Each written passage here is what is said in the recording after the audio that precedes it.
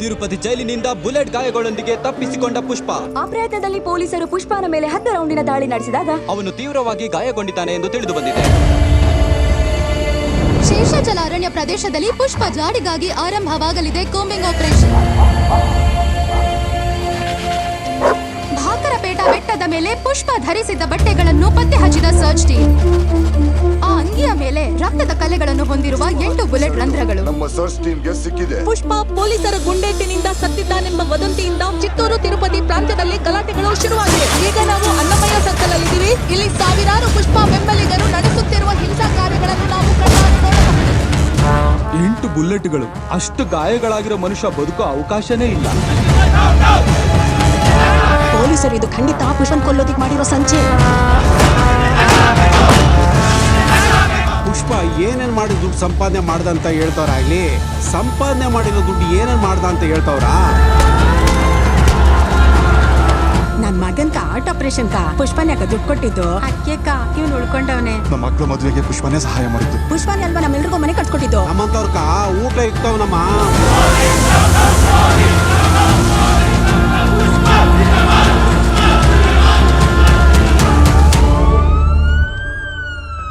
ತಿಂಗಳು ಕಳೆದರೂ ಹತೋಟಿಗೆ ಬರದ ಗಲಭೆಗಳು. ಹಲವು ಕಡೆ ಇನ್ನು ಮುಂದುವರಿಯುತ್ತಿರುವ 144 ಸೆಕ್ಷನ್. ಪುಷ್ಪ ಅಸಲಿಗೆ ಪ್ರಾಣ ಸಹಿತ ಇಲ್ಲ ಎಂದು ಕೆಲವರು ಹೇಳುತ್ತಿದ್ದರೆ, ಆತನು ಜಪಾನ್, ಮಲೇಷಿಯಾ ಅಥವಾ ಚೈನಾದಲ್ಲಿ ಇದ್ದಾನೆಂದು ಮಾತನಾಡಿಕೊಳ್ಳುತ್ತಿದ್ದಾರೆ. ಪುಷ್ಪ ಬಾಡಿನ ಮಾಯ ಮಾಡಿ ಪೊಲೀಸರೇ ಡ್ರಾಮಾ ಆಡ್ತಿದಾರ. ಅಸಲಿಗೆ ಪುಷ್ಪ ಎಲ್ಲಿದ್ದಾನೆ?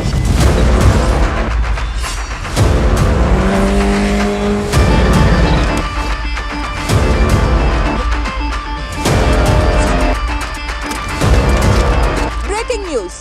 ಇದೀಗ ಬಂದ ಸುದ್ದಿ. ಅರಣ್ಯ ಪ್ರದೇಶದಲ್ಲಿ ಹುಲಿಯ ಜಾಡಿಗಾಗಿ ಅಳವಡಿಸಲಾಗಿದ್ದ ನೈಟ್ ವಿಷನ್ ಕ್ಯಾಮೆರಾದಲ್ಲಿ ಸೆರೆಯಾದ ಎಕ್ಸ್ಕ್ಲೂಸಿವ್ ದೃಶ್ಯಗಳನ್ನು ನಮ್ಮ ಸಿಟಿ ಕೇಬಲ್ ಸ್ಕ್ರೀನ್ ನಲ್ಲಿ ನೋಡಲಿದ್ದೀರಿ.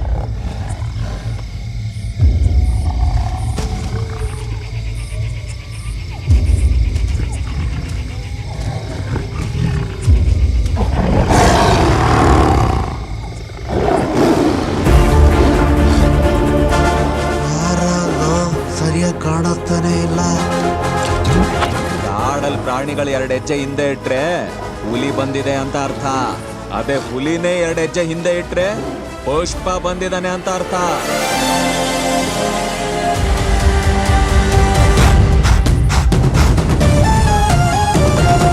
ಪುಷ್ಪಣ್ಣ ಬದುಕೇದಾನಯ್ಯ, ಪುಷ್ಪಣ್ಣ ಬದುಕೇದಾನಯ್ಯ.